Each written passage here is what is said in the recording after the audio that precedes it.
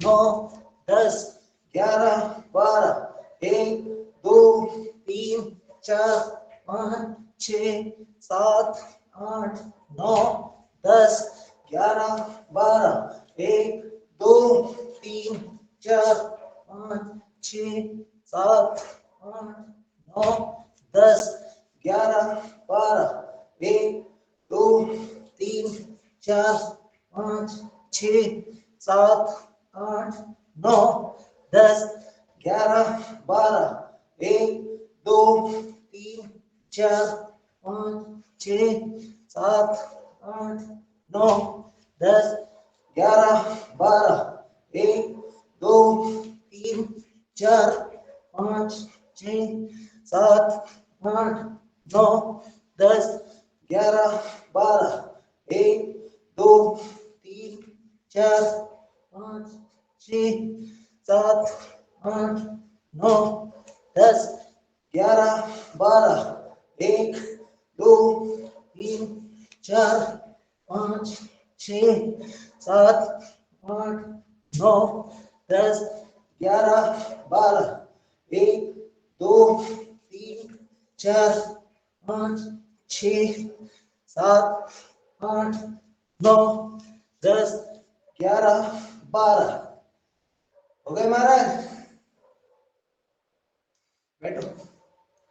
अशोक भैया क्या कर रहे हो? बस हो गया आज के लिए। वो बोल रहे हैं सभी आज अभी छुट्टी दे दो योगाचार्य जी, ऐसे कह रहे सारे लोग। कौन कह रहा बताओ मुझे। सुंदर सर, बहुत सुंदर, बढ़िया घूम रहे हैं ओढ़ के। जो कह रहे हैं वो मेरे लिंक पे ज्वाइन हो जाओ। अब 101 सूर्य नमस्कार होने हैं। सर 1 मिनट का समय। बिल्कुल बिल्कुल, अभी शांति पाठ होगा और रोशन लाल जी हमारे मुख्य वक्ता तैयार है। हाँ हाँ रेडी ठीक है जी जी। तो 1 मिनट का समय बस। अभी मैं थोड़ा जल्दी जग गया आज, तो मैंने YouTube खोला। तो YouTube में सर फ्रांस की एक महिला को 2024 में पद्मश्री दिया गया है। वो 101 वर्ष की बहन जी है, माता जी हैं। उन्होंने वो जब उनकी उम्र 60 वर्ष थी तब उन्हें बहुत सारी दिक्कतें शारीरिक आ गई। उन्होंने योग इलाज करा लिया, मेडिकल में सब जगह घूम ली फ्रांस में, पर वो ठीक नहीं हुई। तो किसी ने उन्हें सलाह दिया कि आप योग की, भारत की जो योग की विद्या उसकी शरण में चले जाओ। उसने वो योग किया, उससे वो अच्छी हुई और अच्छी होकर के फिर उन्होंने अपना मिशन बना लिया कि मैं योग को और भारतीय संस्कृति को ही आगे बढ़ाऊंगे। तो 2024 में उनको पद्मश्री, वो यूट्यूब में पद्मश्री दिया गया।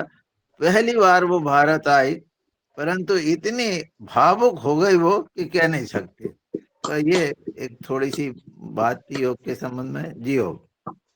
बहुत बढ़िया, बहुत बढ़िया। मेरे कुछ क्लाइंट हैं साहब, इसमें ज्वाइन करते हैं सुबह। अभी तो शायद वो चले गए होंगे, जी। वो 7 बजे तक मैंने उन्हें समय दे रखा है। टाइम के पंक्चुअल होते हैं जो लोग भारत से बाहर हैं। भारत में थोड़ा सा लोग ज्यादा हैं, तो हम शांति पाठ कर लेते हैं। हम खुद ही टाइम के पंक्चुअल। बिल्कुल ठीक।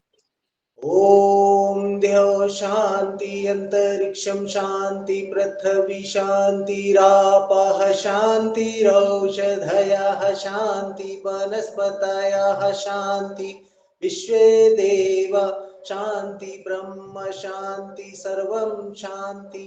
शांतिरेव शांति सामा शांतिरेधि। ओम शांति शांति शांति। सर्वे भवन्तु सुखिनः, सर्वे सन्तु निरामयाः, सर्वे भद्राणि पश्यन्तु, मा कश्चित् दुःखभाग् भवेत्। ओम शांति शांति शांति। भारत माता की जय, गौ माता की जय, वंदे मातरम। करो योग, रहो निरोग। कल्याणमस्तु। आप सब मंगलमय हो। आपका भी दिन मंगलमय हो गुरुजी। आपका भी गुरुजी धन्यवाद। ओम सभी को सभी को धन्यवाद। सब जो जुड़े हैं, आप सबका मैं बहुत बहुत धन्यवाद। और साथ में हमारे योगाचार्य योग गुरु मुकेश रघुवंशी जी भाई साहब का भी मैं बहुत बहुत धन्यवाद करती हूँ और आभार हम लास्ट में करेंगे। और द्वितीय सत्र के लिए मैं आदरणीय डॉक्टर रोशन लाल राउत सर से निवेदन करती हूँ कि हमारे मुख्य वक्ता को सादर आमंत्रित करें। जी ओम। जी बहन जी, भागते हुए नहीं बोला करें, आराम से किसी को बता दें तो लोग भी बोल देंगे। बहुत बहुत धन्यवाद आपका, बहुत बहुत आभार। दौड़ने से अच्छा होता है पर दौड़ते दौड़ते बोलना नहीं है। हम आभार। डॉक्टर साहब कल इन्होंने एक स्टोरी पढ़ ली, अमेरिकन जो धावक थी एक महिला, उसकी स्टोरी पढ़ ली इन्होंने और वो वर्ल्ड चैंपियन बनी और उसको कई सालों बाद फिर अमेरिका में सम्मानित किया गया। वो स्टोरी पढ़ ली है रंजना दीदी ने। हाँ बिल्कुल बिल्कुल ऐसे ही कुछ कहिए। चलिए चलिए, बहुत धन्यवाद। ओम। बहुत बहुत अभिनंदन आज के हमारे योगाचार्य जी का, आदरणीय मुकेश भाई रघुवंशी जी। आप आए और लगातार आप हमें मार्गदर्शित कर रहे हैं। निश्चित रूप से सबको लाभ मिलेगा। बस एक ही विनय है कि सब लोग जैसा बोलते हैं उसका ध्यान रखें, क्योंकि जो बोलते हैं उस पर थोड़ा सा गड़बड़ हो जाता है, बाएं मुड़ तो दाएं मुड़ हो जाता है। तो थोड़ा सा कहीं ना कहीं इस पे थोड़ा सा प्रयास करें। मैं भी प्रयास करता हूँ, गलती तो हर किसी से हो सकती, पर प्रयास की जरूरत है। तो पुनः अभिनंदन। आप सबका धन्यवाद। ओम जी ओम। हम अगले सत्र की ओर चलते हैं और हमारे आज के मुख्य अतिथि जुड़ गए हैं। डॉक्टर साहब जुड़ गए हैं आप? बिल्कुल जुड़ गए भैया। हाँ, ओके, थैंक यू। तो आज के हमारे मुख्य अतिथि हैं डॉक्टर के देशमुख साहब। आप पिछले 25 सालों का आपको मृदा विज्ञान का अनुभव है और आपने मृदा विज्ञान में एमएससी पीएचडी की हुई है और लगातार आपने जो कार्य किया है जो मृदा के ऊपर, उसका हमको लाभ मिलेगा। आपने जो ट्रेसर टेक्निक होती है, रेडियो ट्रेसर टेक्निक, जिससे कैसे एलिमेंट पौधे के अंदर जाता है, उस पर भी काम किया है।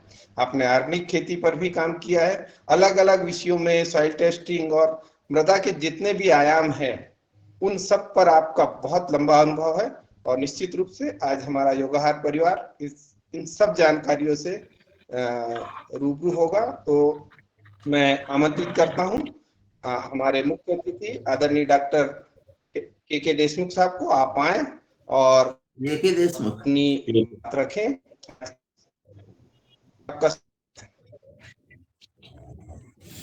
जी धन्यवाद डॉक्टर साहब। सभी साथियां जो इस ग्रुप में जुड़े हुए हैं उनको सुप्रभात। मैं डॉक्टर के देशमुख और मैं अभी पिछले 18-19 सालों से कृषि विज्ञान केंद्र में कार्यरत हूं और हमारे साथी डॉक्टर रोशन लाल राउत साहब ने आपको मेरा परिचय दे ही दिया है। क्योंकि हम जितने भी लोग जुड़े हुए हैं कहीं ना कहीं कृषि से जुड़े होंगे, कुछ लोग नहीं भी जुड़े होंगे। तो मुझे कहा गया है कि आप फसलों की पोषण की आवश्यकता, पौधों द्वारा पोषक तत्वों का अवशोषण, सभी जो भी जानकारी है आप लोगों को हो सकता है मैं जो दूंगा उसमें आप लोग फायदा हो। पहली चीज, दादू म्यूट कर ले, दादू म्यूट कर ले, रमेश चंद्र मेहरा जी म्यूट कर ले, आपके ऑन है। क्योंकि मृदा से संबंधित और आज जो है पौधों का पोषण है ना, पौधों का पोषण, जैसे हम लोग दाल चावल सब्जी रोटी और जितने भी हमको चीजों की आवश्यकता होती है, वैसे ही पौधों को भी बहुत पोषक तत्वों की आवश्यकता होती है। पौधों की वृद्धि और विकास के लिए बहुत पोषक तत्व आवश्यक है और इसके आवश्यकता का जो क्राइटेरिया है वो बड़ा स्पष्ट है कि जो भी हमारे पौधे या आपकी फसलें हैं वो अगर अपना जीवन चक्र किसी तत्व की कमी के कारण पूरा नहीं कर पाता है, या किसी एक तत्व की अनुपलब्धता में या तत्व की कमी में दूसरे तत्व से उसको उसकी आपूर्ति नहीं की जा सकती है, या फिर वह आवश्यक तत्व जो सीधे तौर पे पौधों में उपापचय क्रियाओं में भाग लेते हैं, ऐसे तत्वों को हम आवश्यक पौध पोषक तत्व कहते हैं। और इनकी कमी या अधिकता से भी और कमी से या फिर अनुपलब्धता से वो पूरा का पूरा हमारा जो उत्पादन है और वो वृद्धि और विकास जो है वो प्रभावित होता है। इसलिए हम इन तत्वों को आवश्यक पौध पोषक तत्व कहते हैं। ये पौधों को जो आवश्यक है, ये तत्व जो 16-17 तत्व हैं, अब 1-2 बढ़ भी गए हैं, 18 अभी वर्तमान में जो है 18 पौध पोषक तत्व हैं। इनको अगर हम वर्गीकृत करें इनकी आवश्यकता के अनुसार पौधों को, तो आवश्यकता के अनुसार मुख्य पौध पोषक तत्व कहलाते हैं कुछ। उनमें भी प्राथमिक और द्वितीयक 2 प्रकार के होते हैं। प्राथमिक में आपका कार्बन, नाइट्रोजन, ऑक्सीजन,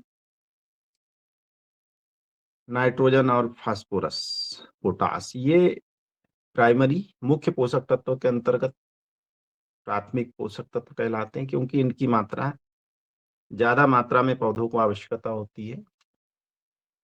इससे कुछ कम मात्रा में जो पौधों को आवश्यकता होती है वो द्वितीयक पौध पोषक तत्व कहलाते हैं, जैसे सल्फर, कैल्शियम, मैग्नीशियम होते हैं।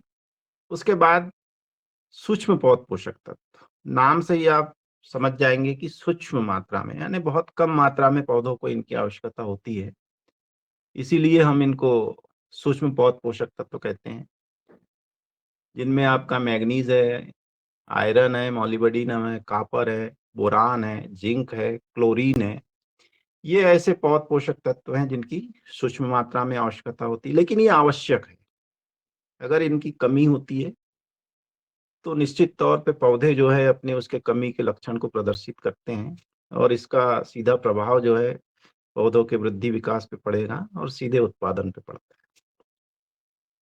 कुछ तत्व ऐसे भी होते हैं जो आवश्यक नहीं होते, लेकिन कहीं ना कहीं वो उत्पादन में सहयोग करते हैं, या वो उससे डालने से या उनकी उपलब्धता से फायदा होता है फसलों को। इनको जो है वो अनावश्यक या नॉन एसेंशियल लेकिन बेनिफिशियल, फायदेमंद तत्व कहलाते हैं ये जैसे वेनेडियम है, सोडियम है, सिलिकॉन है, कोबाल्ट है। आप सिलिकॉन का नाम सुना होगा, बड़ा महत्वपूर्ण है ये हमारे पौध पोषक तत्व में। ये आवश्यक तो नहीं है, लेकिन ये जो है वो इसके रहने से मिट्टी में या डालने से जो है पौधों को फायदा ही होता है। आपने सिलिकॉन के बारे में थोड़ा सा मैं बता दूं। अगर सिलिका आप लोग गन्ने के खेत में जाते हैं या धान के खेत में जाते हैं तो हमारी स्किन में या हमारी चमड़ी में ऐसे रेसेस बन जाते हैं या चुभने लगती है, और हमारी जो स्किन है उसमें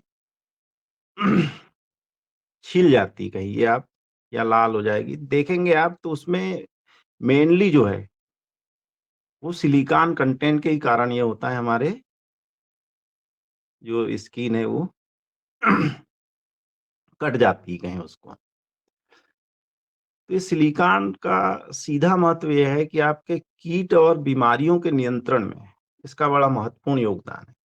अगर इसका सिलिकॉन की कमी अगर पौधों में होती है तो आपके कीट और बीमारियों का प्रकोप बढ़ जाता है। ये अनुसंधानों में पाया गया है। अब हम पौध पोषक तत्व के बारे में जो बताया, इसके महत्वपूर्ण कार्य भी है जो सीधे सीधे वृद्धि और विकास पे पड़ता है। तो नाइट्रोजन, फास्फोरस, पोटास, ये जो है वृद्धि और विकास में बड़े महत्वपूर्ण, एक एक मैं इनके कार्य बता दूं। जैसे नाइट्रोजन का है तो ये वृद्धि और विकास में बड़ा महत्वपूर्ण है, हरियाली में। दूसरा फास्फोरस पौधों के जड़ों के विकास के लिए बड़ा महत्वपूर्ण होता है। तीसरा पोटास है। पोटास वाटर रेगुलेशन में, पौधे में वाटर रेगुलेशन में और ये दानों की चमक और उसके साइज में बड़ा महत्वपूर्ण है। वैसे ही आपका सल्फर की बात करें अपन लोग, प्रोटीन बनाने में, कैल्शियम है, तो कैल्शियम हमारी जो पौधों की कोशिकाएं हैं उसके निर्माण में, उसकी सेल भित्ति में कैल्शियम की बहुत मात्रा होती है। अगर इसकी कमी होती है तो सेल वॉल्स कमजोर हो जाती है। मैग्नीशियम जो है वो हमारा हरितवलक का बड़ा महत्वपूर्ण भाग है। फोटोसिंथेसिस जो कहलाता है अपना प्रकाश संश्लेषण पौधों में, उसको अगर उसकी कमी होती है तो वो प्रभावित होता है। और जितने भी आपके माइक्रोन्यूट्रिएंट भी कहे हम, मैंगनीज, आयरन, मॉलिब्डेनम, ये सब कहीं ना कहीं मेटाबॉलिक एक्टिविटीज में भाग लेते हैं। आयरन की बात करें हम तो इलेक्ट्रॉन ट्रांसपोर्ट यानी ऊर्जा संचरण इधर से उधर अगर करना है तो ये कहीं ना कहीं हमारे पौधों के लिए, हमारे फसलों के लिए ये बहुत महत्वपूर्ण है। अब ये जो है तत्व जितने भी है, पौध पोषक तत्व, ये हमारी कंडीशनल होती है। हमारी जमीन कैसी है, हमारी मिट्टी कैसी है, उसका स्वास्थ्य कैसा है, उस पर डिपेंड करते हैं। कैल्शियम अगर की बात करें, ये कहाँ पे कम पाया जाएगा आपका? अगर अम्लीय भूमियां हैं, आपकी अम्लीय भूमि है जहाँ पे वर्षा ज्यादा होती है, ऐसी कंडीशंस में अगर देखा जाए तो आपका कैल्शियम, मैग्नीशियम की कमी पाई जाएगी ऐसी मिट्टियों में। रेतीली मिट्टियों में भी पाई जाती है इनकी कमी। मैग्नीज अगर देखा जाए आपका, तो अगर 7 pH के ऊपर चला गया और आपके ठंड वाला, जहाँ पे कोल्ड वेदर होता है ना, मौसम ठंडा होता है, वहां पे इसकी कमी पाई जाती है। तो ये कहीं ना कहीं हमारे अम्लीयता या क्षारीयता का प्रभाव हमारे जितने भी तत्व हैं उनके ऊपर पड़ता है। आपने फेरस देखा होगा, ये माइक्रोन्यूट्रिएंट है आपका, आयरन कहते हैं, जिनको हल्की भूमि में इसकी कमी पाई जाएगी, कार्बन की मात्रा जहाँ कम हो। और फ्री कैल्शियम कार्बोनेट यानी कैलकेरियस मृदा कहलाती है, जो इन मृदा में आयरन की कमी आपको देखी जाएगी।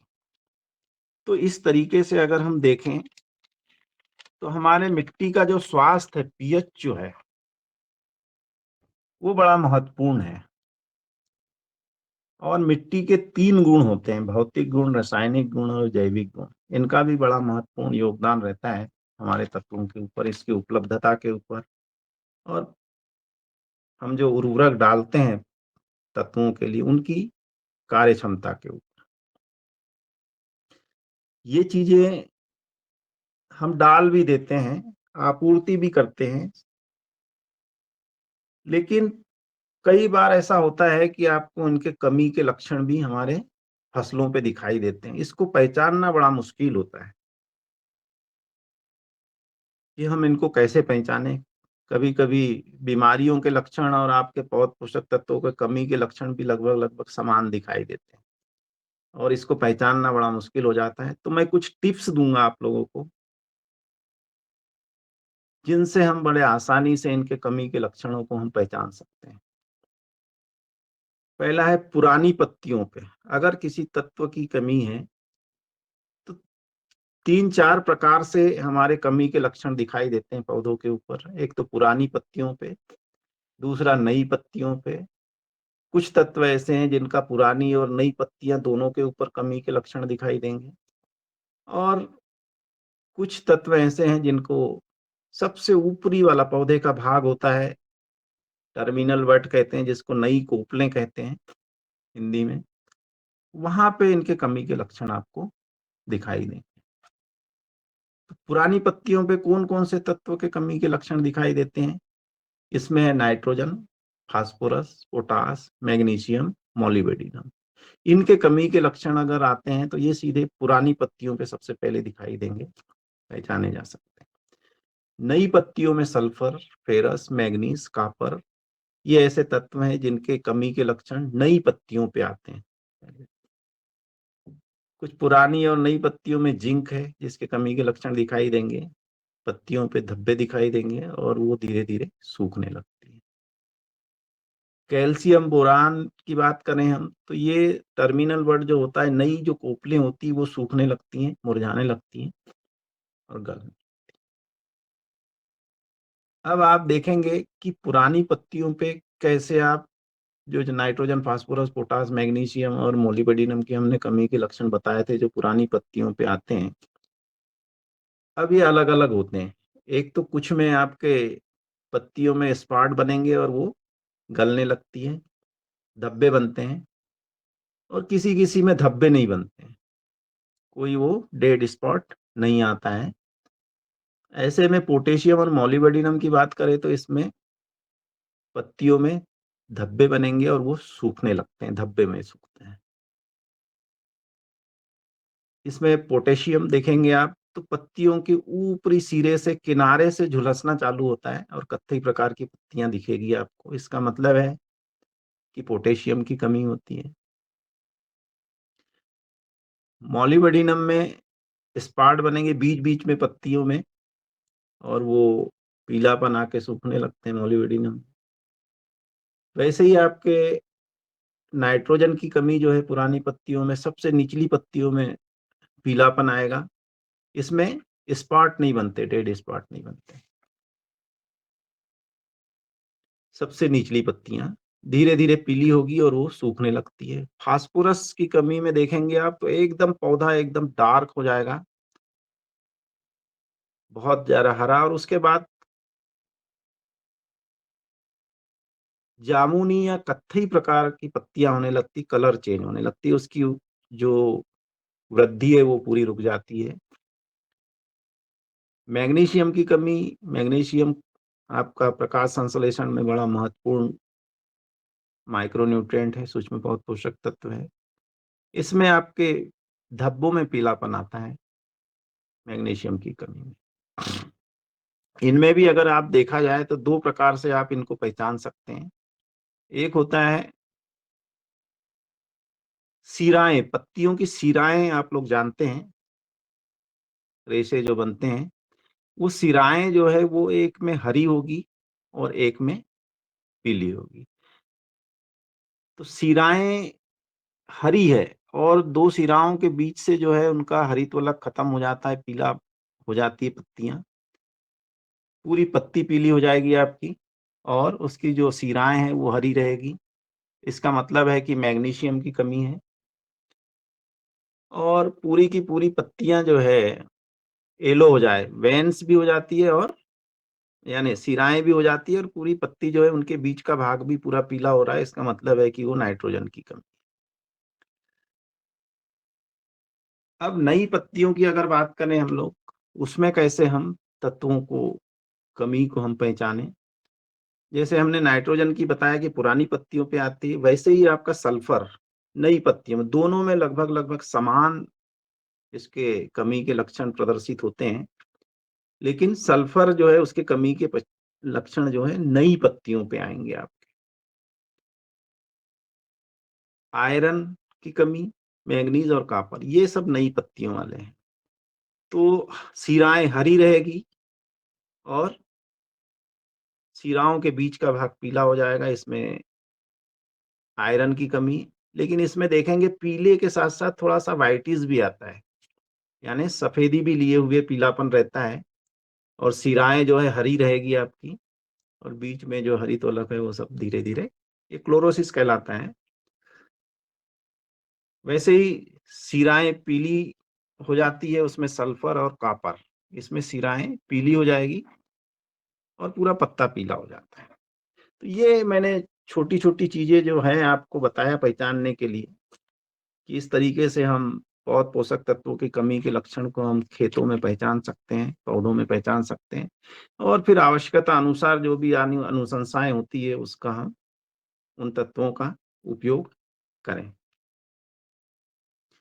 अब जो भी तत्व हमने उपयोग करते हैं, इसका कौन कौन से ऐसे फैक्टर्स हैं जिनका इनकी उपलब्धता के ऊपर प्रभाव पड़ता है, इसकी भी जानकारी हमें होना चाहिए। तो सबसे महत्वपूर्ण है हमारा कार्बनिक पदार्थ। मिट्टी में कार्बनिक पदार्थ जितना ज्यादा होगा वो मिट्टी हमारी उतनी अच्छी होती है और जो भी हम तत्व मिट्टी में डालते हैं पौधों के लिए वो अच्छी तरह से उपलब्ध पौधों को हो जाता है। पीएच अब अम्लीता या क्षारीयता मिट्टी की, ये भी हमारे पोषक तत्वों की उपलब्धता पे बड़ा महत्वपूर्ण रोल अदा करते हैं। पीएच पीएच ज्यादा है या पीएच कम है तो हमारी जो तत्व है उसकी उपलब्धता कम हो जाती है। उदाहरण के लिए मैं बता दूं आपको, फास्फोरस की उपलब्धता अम्लीय भूमि में बहुत कम होती है। वैसे ही अगर क्षारी ज्यादा है तो भी फास्फोरस की उपलब्धता कम हो जाएगी आपकी, क्योंकि हम जो भी ये डालते हैं फास्फोरस, वो कम पीएच है तो आपका अउपलब्ध रूप में परिवर्तित हो जाता है, पौधे उसको ग्रहण नहीं कर पाते हैं, क्योंकि उसमें फेरस और एल्यूमिनियम आयंस की मात्रा ज्यादा रहेगी अम्लीय भूमि में, तो फेरस सल्फेट और एल्यूमिनियम सल्फेट बन जाता है और वो अउपलब्ध फार्म होता है, रूप होता है, वो पौधे उसको ग्रहण नहीं कर पाते हैं। वैसे ही आपकी बहुत ज्यादा अगर क्षारी है, कैल्शियम फास्फेट वगैरह बन जाएगा, वो भी अउपलब्ध रूप होता है। तो इसकी उपलब्धता ज्यादा कब रहेगी आपकी फास्फोरस की? 6 से 7 के बीच जो है आपका पीएच होता है। जैसे जैसे पीएच बढ़ता है इनकी उपलब्धता भी कम हो जाती है, होते जाती है। ये बड़ा महत्वपूर्ण चीजें हैं, क्योंकि अभी हर कोई किसान भी जागरूक होने लगा है धीरे धीरे, और अपने मिट्टी का परीक्षण भी करा रहा है और उसके पीएच या अम्लीता क्षारीयता के हिसाब से उसमें अमेंडमेंट्स या सुधारक का उपयोग करते हुए फसलों को ले रहा है और उसको उत्पादन अच्छा मिल रहा है। अब हम आते हैं, इनको हम कैसे दें, इनकी क्या मेथड है जिससे कि ज्यादा से ज्यादा पौधे इनको ग्रहण कर पाए। एक होता है बुआई के पहले, बुआई के पहले कुछ ऐसे उर्वरक हैं या अमेंडमेंट्स हैं जिनका उपयोग करें।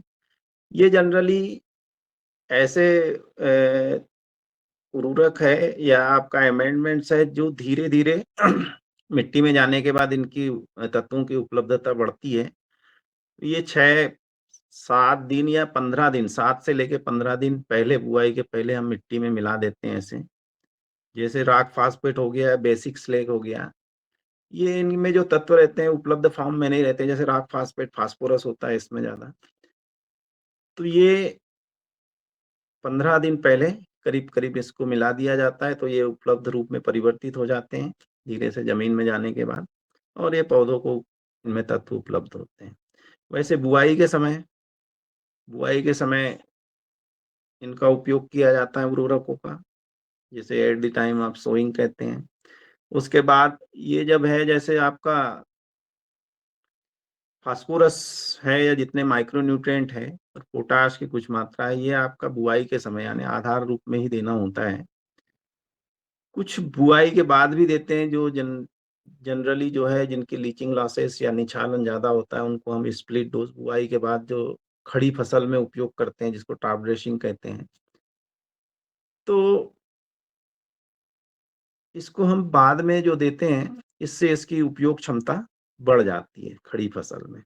उदाहरण के लिए नाइट्रोजन जो है आपका, या कुछ फर्टिलाइजर, पोटेशिक फर्टिलाइजर भी है जो हम उसको स्प्लिट के रूप में देते हैं, क्योंकि जो नाइट्रोजनस उर्वरक हैं मिट्टी में जाने के बाद नाइट्रेट फॉर्म में जब आते हैं, तो नाइट्रेट फॉर्म लीचिंग लॉसेस बहुत होता है इस फॉर्म में,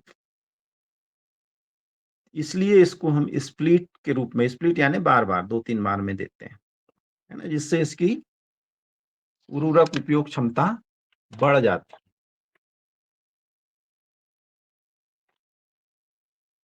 अब ये है कि हमारे जो तत्व हैं इनमें हमारे भौतिक या रासायनिक या जैविक गुणों का क्या प्रभाव पड़ता है उपलब्धता के ऊपर।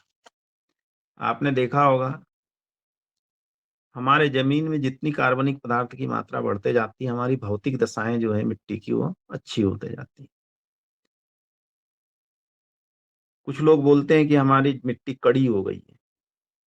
लगातार उर्वरकों का उपयोग करना और कार्बनिक खादों का उपयोग न करना इसका कारण है, जिससे इसकी सघनता या घनत्व जो है वो बढ़ जाता है, और घनत्व बढ़ने से आपके जितने भी माइक्रोब्स हैं या आपका मृदा में वायु संचरण है, ये कम हो जाता है। और वायु संचरण कम होने के कारण क्या होगा कि जो हमारे जड़ों में श्वसन क्रिया होती है, पौधों में भी हम जैसे श्वसन क्रिया में श्वसन करते हैं, ऑक्सीजन लेते हैं, कार्बन डाइऑक्साइड छोड़ते हैं, वैसे ही पौधे भी जो है उसमें भी श्वसन क्रिया होती है और वो जड़ों में भी लगातार चलते रहती है, उसमें भी उसको ऑक्सीजन की आवश्यकता होती है। तो जड़ों में अगर ऑक्सीजन नहीं मिला तो क्या होगा कि तत्वों को एब्जॉर्ब करने में या उसका अवशोषण करने में पौधों को ऊर्जा की आवश्यकता होती, तो वो ऊर्जा नहीं मिल पाएगी उसको। तो ये बहुत सी चीजें जो है ये उपलब्धता के ऊपर असर पड़ता है। दूसरा है आपका पौधों को अगर हम अवशोषण कैसे करते हैं, पौधों में जो अवशोषण होता है वो पौधों के जड़ों के द्वारा होता है। जड़ों की जो अंतिम छोर होते हैं या पौधों के जो रूट हेयर कहलाते हैं, जड़ों, रूट हेयर और रूट टिप्स, इनके द्वारा पौध पोषक तत्वों का अवशोषण पौधे करते हैं। और ये जो भी करते हैं वो आयनिक फॉर्म में करते हैं। जो भी तत्व हम देते हैं या पौधों को जो आवश्यक पोषक तत्व है वो आयन के रूप में ही पौधे ग्रहण कर पाते हैं उसको। अब ये है कि जो पौधे हैं वो एनायन और केटायन, दो प्रकार के आपके आयंस होते हैं हमारे मिट्टी में, और तत्व भी जो है तो इस तरीके से एनायन जो है आपके यानी नेगेटिव यानी ऋणात्मक, उनके ऊपर जो आयन चार्ज होता है, और केटायन जो है पॉजिटिव चार्ज। ये जैसे भी देखें, फास्फोरस देखेंगे आप उसमें नेगेटिव चार्जेस हैं, है ना, H2PO4 के रूप में उपलब्ध होता है वो। अमोनिकल आयंस है तो वो पॉजिटिव चार्ज होता है। तो जो जितने भी पौधे हैं वो तत्वों को आयन के रूप में ही ग्रहण करते हैं। और हमारी मिट्टी में आयन एक्सचेंज कैपेसिटी अगर अच्छी है, चाहे वो एनायन एक्सचेंज हो चाहे आपका केटायन एक्सचेंज, ये मिट्टी के जो बारीक कण होते हैं एकदम क्ले कंटेंट, और आपका रूट यानी जड़ के बीच में इनका स्थानांतरण होते रहता है, यानी ये ट्रांसपोर्ट होते रहता है, एक जगह से दूसरे जगह जाते रहते हैं मृदा घोल में। और इनकी जितनी चलन की क्रिया ज्यादा होगी उतने ज्यादा वे पौधों को उपलब्ध हो पाते हैं, क्योंकि वो जड़ों के कांटेक्ट में आते हैं और फिर पौधे उसको ले लेते हैं। अब ये है कि ये सीधे जो जाते हैं और ये सीधे पौधों के मेटाबॉलिक एक्टिविटीज में भाग लेते हैं। ये दो प्रकार से आपका एब्जॉर्प्शन होता है। एक एक्टिव एब्जॉर्प्शन यानी आपका एक्टिव एब्जॉर्प्शन, मृदा घोल में उपस्थित जो भी आपके पौध पोषक तत्व होते हैं वो उनका शोषण में ऊर्जा की आवश्यकता होती है, और वो ऊर्जा मिलती है पौधों के जो जड़ों में श्वसन क्रिया होती है उससे मिलती है। तो एक्टिव एब्जॉर्प्शन में आपकी ऊर्जा की आवश्यकता है पौधों को। और एक होता है पैसिव एब्जॉर्प्शन, इसमें तत्वों को ऊर्जा की आवश्यकता नहीं होती, लेकिन हमारा जो वाष्पोत्सर्जन होता है, तो एक वाष्पोत्सर्जन स्ट्रीम तैयार होती पौधे के अंदर, पत्तों से लेके जड़ तक के। तो जब ऊपर वाला पानी जो है या आपका वाटर जो है वो ट्रांसपायरेशन से वो निकलेगा, बाहर जाएगा वातावरण में, तो एक स्ट्रीम तैयार होती है। तो वो जड़ से फिर पानी के साथ जो भी घुलनशील आपके पौध पोषक तत्व हैं जो आयन के रूप में है वो फिर जड़ों से एब्जॉर्ब होने लगते हैं, एक स्ट्रीम बनती है, ऐसी पूरी धारा बनती है। तो ये दो प्रकार से ये पौधे अवशोषित करते हैं पौधों को। और इसका जो है अवशोषण में कुछ कारण भी होते हैं, कुछ फैक्टर भी होते हैं जिसमें एब्जॉर्प्शन प्रभावित होता है। इसमें मेन रूप से आप देखें तो एरेशन ही या आपका वायु संचरण जो है मिट्टी में वो बड़ा महत्वपूर्ण है, क्योंकि इसके द्वारा ही आपका रेस्पायरेशन या आपका श्वसन क्रिया होगी जड़ों में और ऊर्जा मिलेगी, और उसका न्यूट्रिएंट एब्जॉर्प्शन जो है उसको बढ़ जाता है। दूसरा है नमी की मात्रा हमारी मिट्टी में। अगर नमी नहीं है, पर्याप्त नमी यानी बहुत ज्यादा पानी की भी आवश्यकता नहीं होती है पौधों के अवशोषण के लिए, तो नमी जरूर बनी रहे तभी पौधों को पौध पोषक तत्व उपलब्ध हो पाते हैं। नमी अगर कम है तो उनकी उपलब्धता कम हो जाती है। दूसरा है आपका हमारा भूमि का तापमान। आपने देखा होगा कि बहुत से ऐसी फसलें हैं जो जब बुआई करते हैं तो अगर हमारी जमीन ठंडी हो गई तो वो उग नहीं पाते हैं, या कुछ बीज ऐसे होते हैं जो उसके लिए उचित तापक्रम या वातावरण या मौसम आएगा तभी वो उग पाते हैं। तो हमारे जो टेम्परेचर है उसका भी बड़ा महत्वपूर्ण योगदान रहता है। आपका तापमान अगर बढ़ा तो उसमें आयनाइजेशन बढ़ जाता है, आयन बनने की क्रिया जो है वो तेज हो जाती है, और इस कंडीशन में जो है बहुत पोषक तत्व उपलब्धता बढ़ जाती है। हमने पहले भी बोला था पीएच, अम्लीयता, क्षारीयता, ये भी महत्वपूर्ण, इसके ऊपर हमने बता चुके हैं कि इसका सबसे ज्यादा जो है 6 से 7 के बीच पीएच अगर है तो बहुत अच्छा होता है। तो इस तरीके से अगर देखा जाए तो हमारे पौध पोषक तत्वों की बड़ी उपलब्धता की आवश्यकता है पौधों को, और पहले ही हम बोल चुके थे कि इनकी कमी या अनुपलब्धता से पूरी उसके वृद्धि, विकास और उत्पादकता पे प्रभाव पड़ता है। तो मुझे लगता है कि लगभग मैंने इस सब्जेक्ट को कवर किया है जो मुझे बताया गया था। अगर कोई प्रश्न है आप लोगों के तो आप पूछ सकते हैं। बहुत सुंदर डॉक्टर साहब, आपने बहुत बढ़िया बात कही है। आपने मृदा के जो अलग अलग और मृदा के बारे में बात की है। अब हमारे जो मैं सबसे पहले राम जी को आमंत्रित करना चाहूंगा, आप आए और अपना प्रश्न रखें। राम जी। जी धन्यवाद सर, सदन को प्रणाम। मुख्य अतिथि महोदय, जो जमीन में जो तत्वों की आवश्यकता पड़ती है, वैज्ञानिक लोग कहते हैं 17 तत्वों की आवश्यकता पड़ती है। 3 तत्व नेचुरली मिल जाते हैं, CHO, बिल्कुल बिल्कुल, और 3 तत्व NPK मेजर, मतलब ज्यादा मात्रा में चाहिए। और उसके बाद में कुछ मध्यम कैल्शियम, सल्फर, मैग्नीशियम, मतलब मध्यम तत्व है, और कुछ शेष तत्व सूक्ष्म तत्व है सर। तो आपने अभी बताया और वैज्ञानिक लोग भी बताते हैं, सूक्ष्म तत्वों में जिंक का नाम भी आता है। अभी वैज्ञानिक लोग उसको 10 किलो प्रति एकड़, जैसे 33% वाला है उसको 7 किलो प्रति एकड़, 23% वाला है उसको 10 किलो प्रति एकड़, एक चिलेटेड आता है वो 1200-1500 रुपए किलो आता है, उसको भी 2 किलो प्रति एकड़ रिकमेंड करते हैं। तो आपका क्या विचार है? मैं क्या करता हूँ, पूरी तीनों फसल को, जो हमारे यहाँ 3 फसल होती है, तो सबको मतलब जमीन में मतलब गड़ा देता हूँ, हैरो से वगैरह वगैरह जैसे। अच्छा। तो ये सूक्ष्म तत्वों की पूर्ति तो उससे हो जाती होगी ना सर? तो मुझे नहीं, है कि नहीं पता है, अब प्लीज। एक चीज मैं बता रहा हूँ आपको, इस पे ध्यान देना।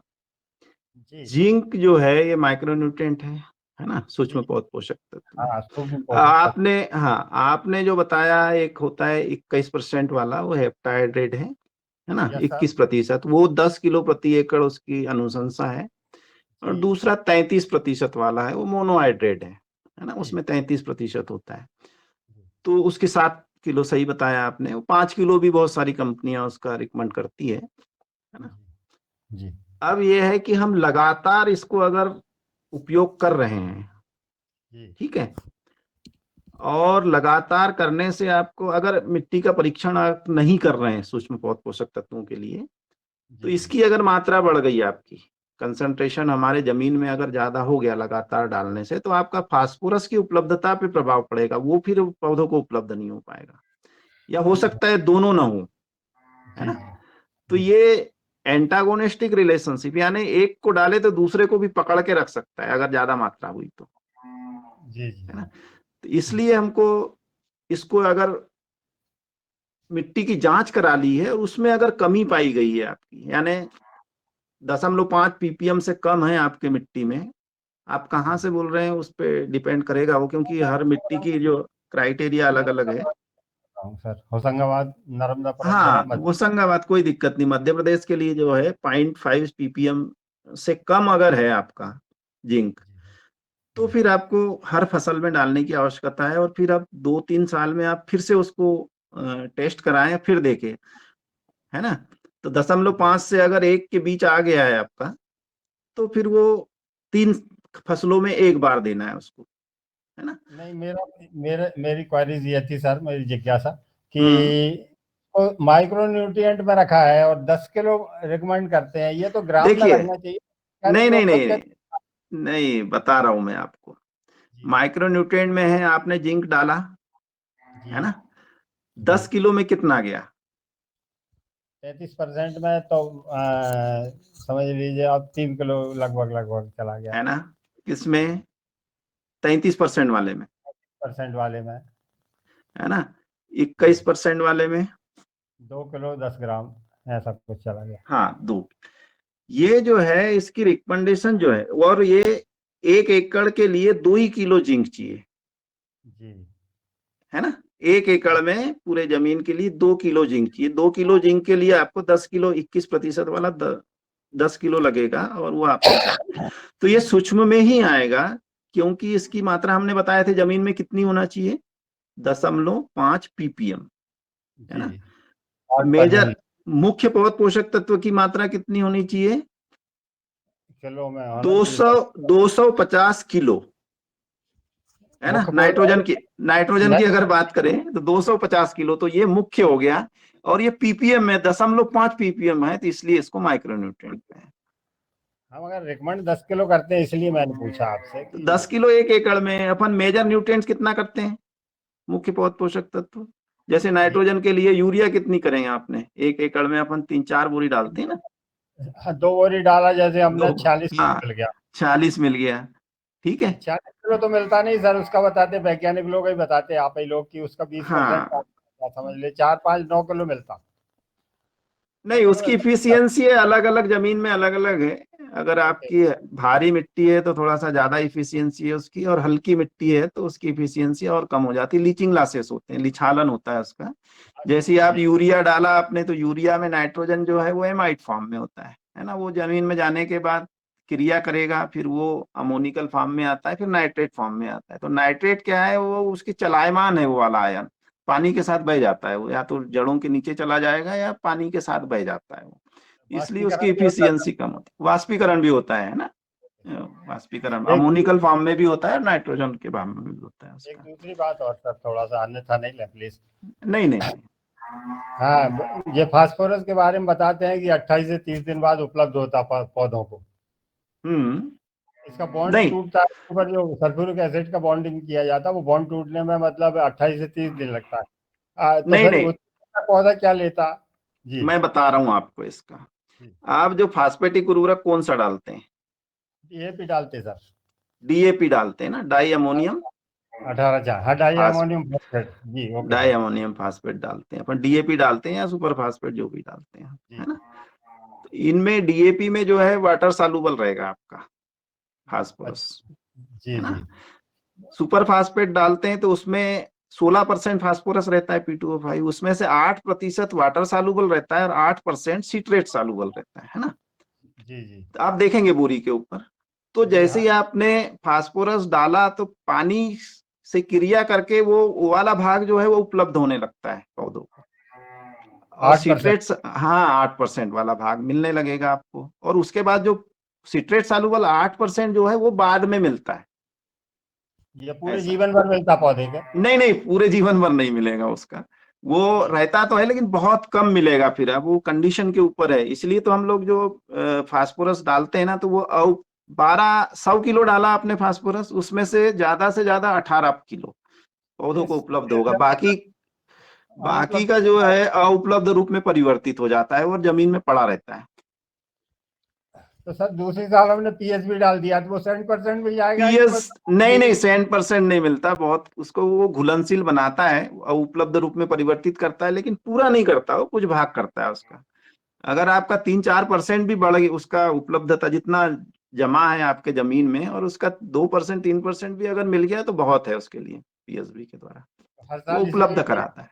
तो वैज्ञानिक लोग तो कहते हैं 1-2 साल बाद पीएचडी वगैरह की जरूरत नहीं रहती, उसके जो नहीं, वो कंडीशन तब बनती है जब हमारे खेत में कार्बनिक पदार्थ की मात्रा ज्यादा हो, क्योंकि जो भी माइक्रोब्स है उनके भोजन जो है कार्बनिक पदार्थ होता है, लेकिन हमारे भूमि में धीरे धीरे कार्बनिक पदार्थ कम होने के कारण हमको अब लगातार उपयोग करना पड़ रहा है माइक्रोब्स का। जैसे मैं तीनों फसल उसी में मिला देता हूँ, मतलब भूसा तीनों फसल हाँ का, वो तो कार्बनिक पदार्थ तो मेरी जमीन में अच्छे हो गए होंगे। हाँ, अगर भूसा मिला रहे हैं आप तो होगा, आपने कराया भी होगा, आपकी मिट्टी की जांच कराई होगी तो पता चलेगा आपको। जी, मगर इनका मुझे फायदा तो मिलेगा ना, माइक्रो बैक्टीरिया वगैरह में जो बिल्कुल बिल्कुल मिलेगा, बिल्कुल मिलेगा, उनकी एक्टिविटीज बढ़ जाएगी आपको। का एक कंसोर्टिया आता है वो उपलब्ध कराता हाँ है। हाँ, कंसोर्टिया में 4-5 प्रकार के रहते हैं मिले हुए। 3 प्रकार का तो बताते हाँ, हैं।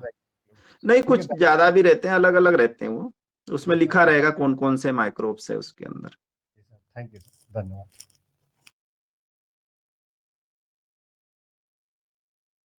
आपका प्रश्न खत्म हुआ, आप अपना म्यूट कर लें और अगला प्रश्न हम लेते हैं सुमित जी का। सुमित जी आए और अपना प्रश्न करें। जी नमस्ते सर। आपने जानकारी बड़ी अच्छी दी, मेरे लिए तो सारा कुछ नया था। पहले छोटे छोटे वीडियोस देखे इस पर। आपने कोई इस पर बुक लिखे हुए हैं क्या, अगर रिफर कर पाए, या फिर विस्तृत वीडियो कभी ऐसा आपका? नहीं, इस पे मेरी अभी बुक नहीं है। एक सॉइल हेल्थ मैनेजमेंट पे है, मृदा स्वास्थ्य प्रबंधन के घटक कह के एक जी वो है, तो वो आपके ऑनलाइन दिखेगी, वो ऑनलाइन मिल सकती है। सिंपल ही है, ज्यादा कुछ नहीं है उसमें, एक बेसिक जानकारी आपको मिल सकती है उसमें।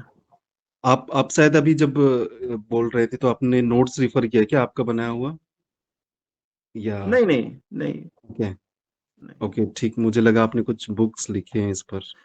नहीं, मेरी एक ही बुक, 2 बुक है, एक तो जी यही है मृदा स्वास्थ्य प्रबंधन पर, एक जैविक खेती के ऊपर है, एक ऑर्गेनिक रिसोर्स। जी, आपके नाम के सर्च करने से मिल रहा है? हाँ, मिल जाएगा। जी ओके, धन्यवाद। चलिए अगला प्रश्न करते हैं रमेश चंद्र मेहरा जी। जी ओम सदन। सर, जैसे जिंक की जो चर्चा हो रही थी, तो जैविक रूप में भी जिंक डाल सकते हैं क्या?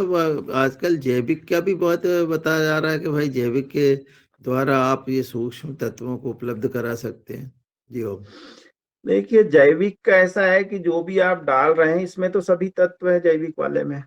सोर्स जो है आपके ऑर्गेनिक वाले, आप अगर बोले कि बायो फर्टिलाइजर डाल रहे हैं तो उसमें नहीं है कुछ, है ना, वो सिर्फ आपको उपलब्धता बढ़ाते भरे, सोर्स नहीं है, वो स्रोत नहीं है।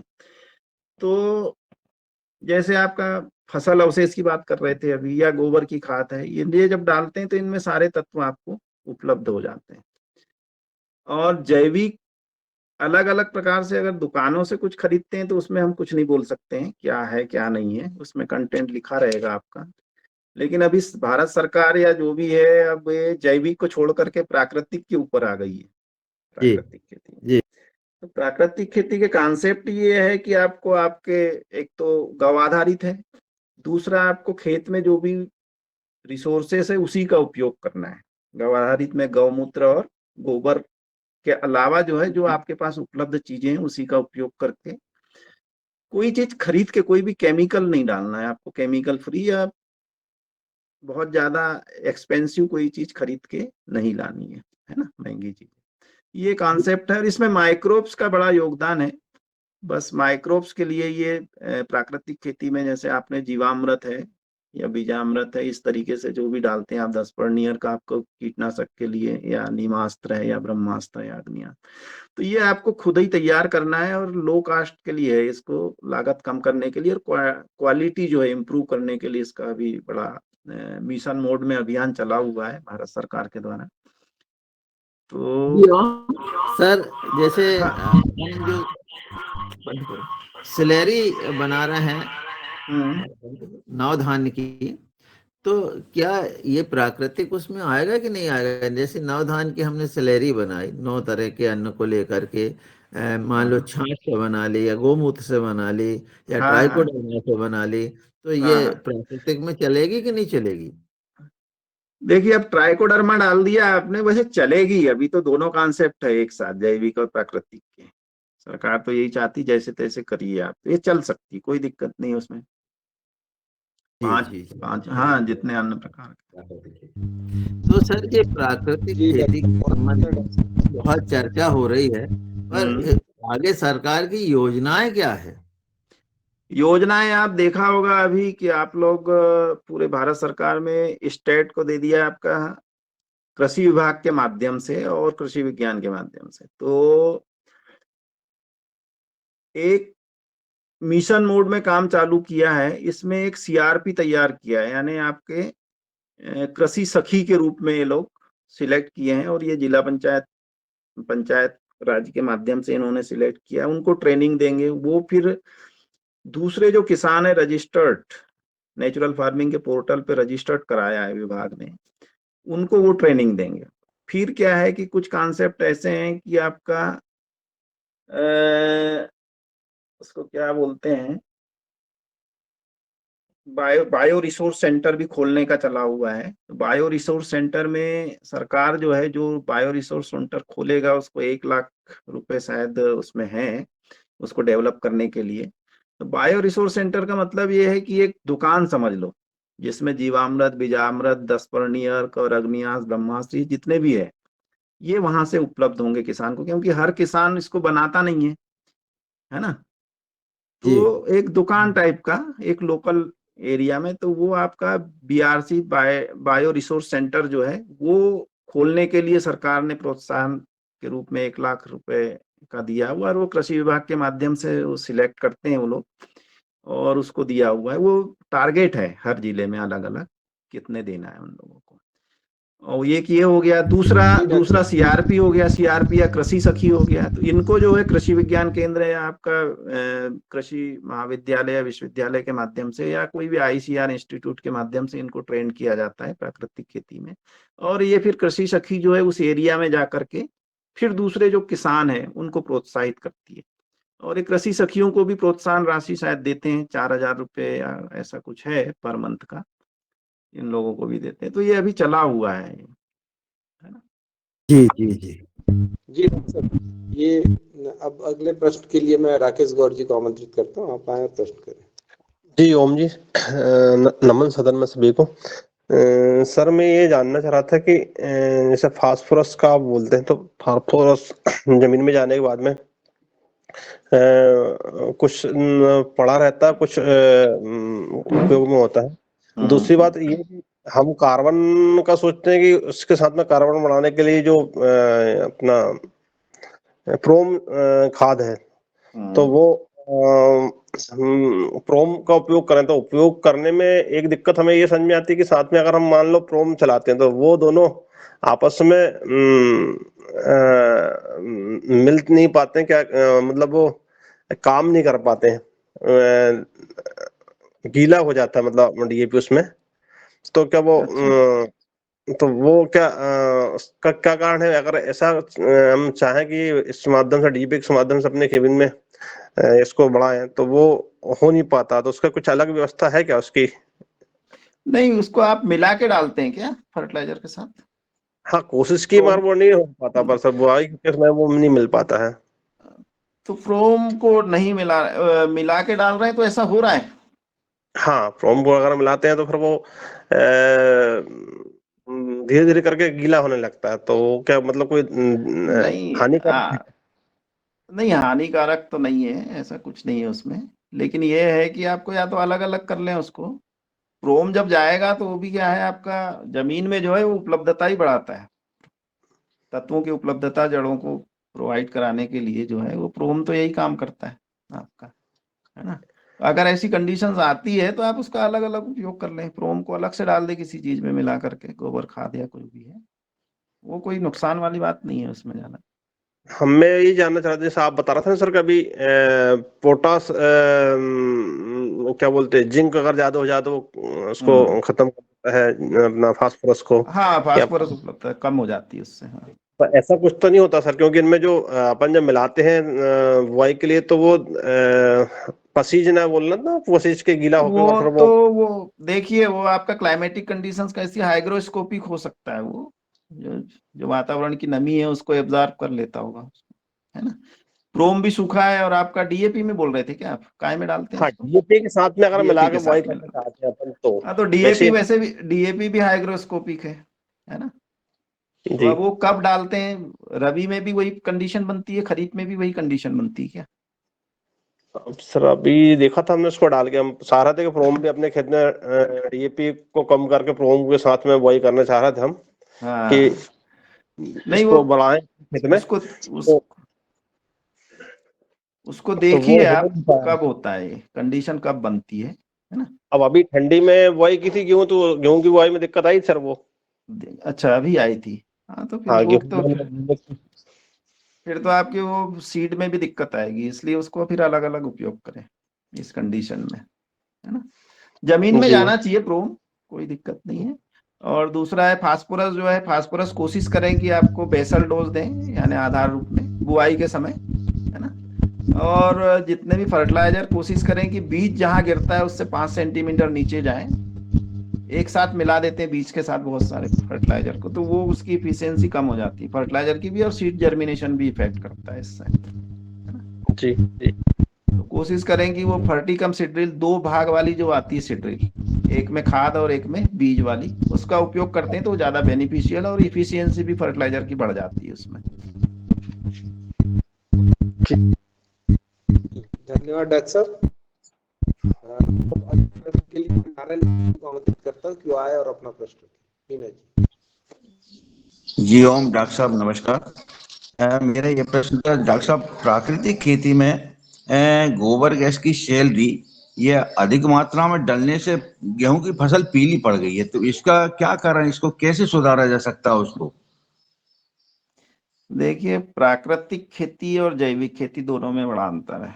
प्राकृतिक खेती में तो न FIM रिकमेंडेड है, न आपका वर्मी कंपोस्ट है, लेकिन हम कर लें वो बात अलग है। क्या स्लरी से पीलापन आ गया, ये बोल रहे हैं आप? जी हाँ, सैलरी क्या है वो काय में? गेहूं की फसल में प्राकृतिक खेती में 2 ट्राली सैलरी आधा एकड़ में चली गई मेरी, तो उससे गेहूं की फसल पीली पड़ गई। उसको कैसे सुधारा जाए डॉक्टर साहब? नहीं ये तो होना नहीं चाहिए। एक्चुअली क्या है कि गेहूं में वैसे भी ज्यादा उत्पादन तो मिलता नहीं है इसमें, प्राकृतिक खेती में। इसके लिए जी एक काम करिए आप, 20 अगर ऐसी कंडीशन बन गई है तो वो पीलापन कैसा है वो अभी हमने बताए थे, उस हिसाब से अगर नई पत्तियां पीली हो रही है या पुरानी पत्तियां, पूरा पौधा पीला हो रहा है, उस पर डिपेंड करेगा। वो नाइट्रोजन डेफिशिएंसीज जनरली आती है प्राकृतिक खेती में और वीट में, क्योंकि इसमें नाइट्रोजन रिक्वायरमेंट ज्यादा होती है। इसके लिए आप एक काम करें, आप दूसरे केमिकल फर्टिलाइजर तो उपयोग कर नहीं सकते, है ना। तो इसमें जी नहीं कर सकते। काऊ यूरिन आपके पास उपलब्ध है क्या? गाय का गौमूत्र उपलब्ध अगर है तो 20%, 100 लीटर पानी में 20 लीटर गौमूत्र मिला करके 3-4 बार इसका स्प्रे करा दीजिए। या आपका जीवामृत है अगर है तो जीवामृत अगर हाँ, 10 जी हाँ, जी लीटर हाँ। जीवामृत है तो जीवामृत हाँ, है तैयार ना। जीवामृत जो है उसको ले लें आप 10 लीटर 100 लीटर पानी में, और 10 लीटर काऊ यूरिन मिला लें उसमें, है ना। जी जी, ठीक है, ये 10 दोनों लीटर मिलाएंगे। हाँ मिला करके इसका 2-3 बार स्प्रे करके देखिए, आपका रिजल्ट मिल जाएंगे आपको।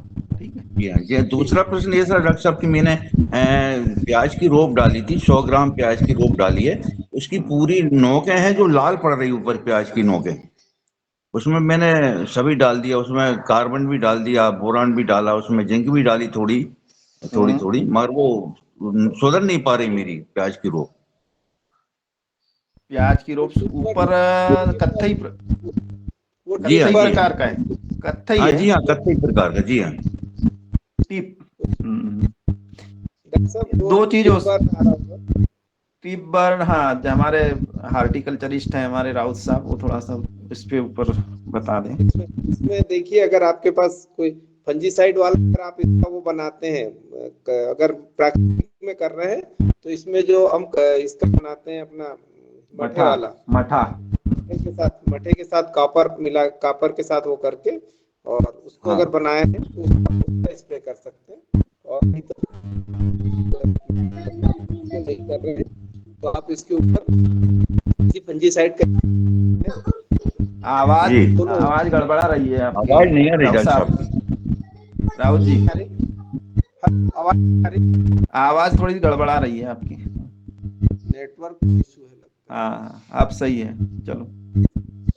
तो इसमें आप जो फंजीसाइड के साथ, मतलब जो फंजीसाइड हो, अगर आप केमिकल में कर रहे हैं तो फंजीसाइड का स्प्रे कर सकते हैं, और उसमें दोनों होना चाहिए, कॉन्ट्रैक्ट प्लस सिस्टेमिक दोनों हो, तो स्प्रिट या सांप का उपयोग कर सकते हैं, तो उससे भी आपका वो कंट्रोल हो जाएगा। मैं इंटरप्राइजेस शरद भैया को बुलाना चाहता हूँ, उनका उनका एक्चुअली उनका पहले प्रश्न होना था, उनका प्रश्न ही नहीं आया अभी तक, क्योंकि उनकी है जी जी आपके लिए बुलाया गया था हमने डॉक्टर जी साहब को। प्रणाम सर। वो बहुत इतने क्वेश्चन बहुत अच्छे चल रहे थे, तो हमने कहा अब हो जाएं सभी के। सर ये हमें तो बस ये चाहिए था कि सर जैसे कोई प्लांट है, गेहूं है, तो ये जमीन से कितना लेता है, वातावरण से कितनी चीजें लेता है सर?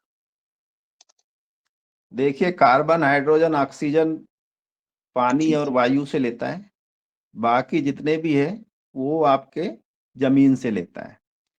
अब एक कंडीशंस और आती है कि पौधे से जो पत्तियों से भी ले सकता है। जैसे हम लोग अगर फोलियर स्प्रे करें, पर्णी छिड़काव करते हैं, जी जी। तो पत्तों के जो स्टोमेटा होते हैं, जो रंध्र होते हैं, उससे भी ये पौधे ग्रहण कर लेते हैं। नहीं सर, जैसे अपन एक नाइट्रोजन ले लें, तो हाँ, नाइट्रोजन पत्तियों से कितनी लेता है, जमीन से कितनी है, और नहीं, वो ऐसे? नाइट्रोजन जो है वो जमीन से ही लेता है ना, अच्छा, पत्तियों से पत्तियों से नहीं। नहीं लेता। पत्तियों में जब देंगे हम किसी अच्छा उर्वरक के माध्यम से, फोलियर स्प्रे, तब लेगा वो। अच्छा अच्छा अच्छा अच्छा। या फिर वो कंडीशन आती है कि बरसात के दिनों में जब तड़क होती है, बिजली चमकती है, गर्जन होती है, तो उसमें भी नाइट्रोजन रिलीज होती है। उस कंडीशन में जो पानी के साथ जो आ गई और पत्तियों पे गिर गया, तो थोड़ा बहुत उससे एब्जॉर्ब हो जाता है।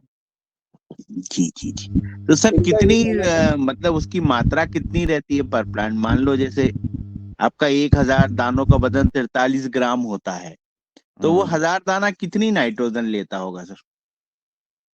यार, ये 1000 दाना कितनी लेगा ये तो पता नहीं, लेकिन कौन से फसल की बात करते हैं तो अपन उसकी गेहूं रिकमेंडेशन की बता जैसे करें। सकते हैं। गेहूं की है तो जी गेहूं में भी आपका जो रिकमेंडेशन है वो ड्वार्फ वैरायटी है, हाई यील्डिंग वैरायटी ड्वार्फ, और समय पे बुआई के लिए सिंचित अगर है तो आपको 120 किलो नाइट्रोजन चाहिए 1 हेक्टेयर में। 120 किलो। जी जी 120 किलो के लिए आपका कौन से उर्वरक से डालते हैं, उस उर्वरक की मात्रा अगर निकालना है आपको, जी तो 120 किलो चाहिए। 2.5 एकड़ की बता रहा हूं मैं। जी जी। तो 120 गुणा 100, और नीचे उस उर्वरक में उस तत्व की मात्रा है ना, नाइट्रोजन की अगर यूरिया दे रहे हैं तो 46 आ जाएगा, है ना। जी। डीएपी दे रहे हैं तो आपका 18 आ जाएगा। तो तो सर ये इसको इस ऐसे तरीके भी से डिवाइड कर सकते हैं कि 1 हेक्टेयर में 1 लाख पौधा है तो इतना, ऐसा? हाँ, कर सकते हैं। वो तो सॉइल के ऊपर डिपेंड करता है ना आपका, जी जी जी जी। है ना। डॉक्टर साहब इनका तो इतनी नाइट्रोजन जो है सर, हम्म, तो ये इतना तो हमें जैविक से भी चाहिए, मतलब इन प्लांटों को सक्सेस होने के लिए। बिल्कुल बिल्कुल चाहिए, इतनी तो चाहिए उनको। वही है इसीलिए कि नेचुरल फार्मिंग का जब भी कॉन्सेप्ट है, इसमें रिसोर्स स्रोत नहीं है, किसी नाइट्रोजन का स्रोत नहीं मिल पाया उसमें। इसलिए हमने अभी एक ने पूछे थे भाई साहब ने, हमने बताया था काऊ यूरिन ही उसका एक स्रोत है नाइट्रोजन का, जो अपन प्राकृतिक में एडिशनल दे सकते हैं अलग से, है ना। जी जी जी जी। इनका इतनी ये तो प्रश्न चाहिए। था भैया, हाँ डॉक्टर हाँ। साहब ये शरद भैया का ये प्रश्न था कि अपटेक कितना करते हैं, कितना जमीन से नाइट्रोजन, जैसे नाइट्रोजन हमने दिया 120 किलो, अच्छा अच्छा तो अच्छा अच्छा, पौधा इफिशियंसी की बात करें। हाँ हाँ, कितना लेते हैं, मतलब देख 1 हेक्टेयर में कितना अपटेक कर लेते हैं? 30 के अगर उपज अपना एसटीसी वाला है तो उसका थोड़ा सा बता दें। जी सर। ये तो आपका जो है लगभग लगभग 150 से 200 किलो, 200 किलो तक के अपटेक होता है इसका, क्योंकि आपका सॉइल में जो अवेलेबल है वो, और आपने जो दिया है वो, इस तरीके से आप जी पल्सेस क्रॉप में ज्यादा लगेगा और सीरियल क्रॉप में थोड़ा सा कम अपटेक होता है। 200 देखिए, 200 केजी सर। रिकमेंडेशन, हाँ, रिकमेंडेशन अलग अलग है जी। ना, लेकिन अपटेक कितना रिक्वायरमेंट करता है सर उसमें से? 200 केजी किसमें, करेगा सर? किसमें, इसमें वीट में क्या, हाँ जी सर।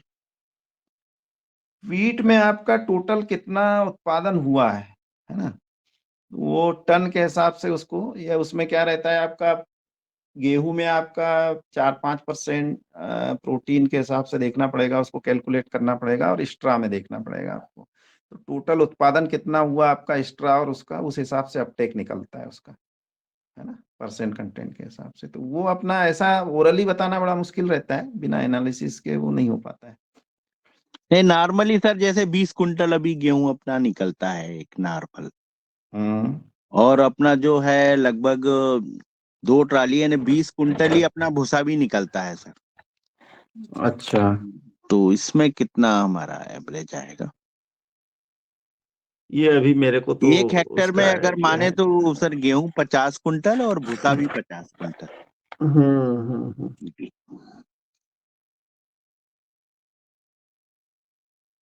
एप्रॉक्स आपका 180 केजी टोटल अपटेक होना चाहिए उसका। अच्छा सर। एप्रॉक्स। धन्यवाद डॉक्टर साहब। ये जो शरद भैया का ये था कि पौधे कितना लेते हैं, तो ये डॉक्टर साहब बता रहे हैं ये कि हम जो सोचते हैं कि हमारी जो दलहनी फसलें हैं वो कम लेती है, दलहनी फसलें नाइट्रोजन ज्यादा लेती है, पर चूंकि वो अपना भोजन खुद बना लेती है तो इसके कारण उनका हमको पता नहीं होता, पर आवश्यकता उनको ज्यादा होती है। अभी तो हमने वही बताया था, पल्सेस क्रैप्स को ज्यादा होती है जी। तो हम चलते हैं दादू, अब आप आपका हैंडरेज नहीं ले पाएंगे, हम पवन सर की ओर चलते हैं क्योंकि समय बहुत हो गया है। फिर अगली बार अगर आवश्यकता हुई तो फिर डॉक्टर साहब को बुला लेंगे। आदरणीय पवन सर से अनुरोध है कि वो आए और अपने विचार रखें।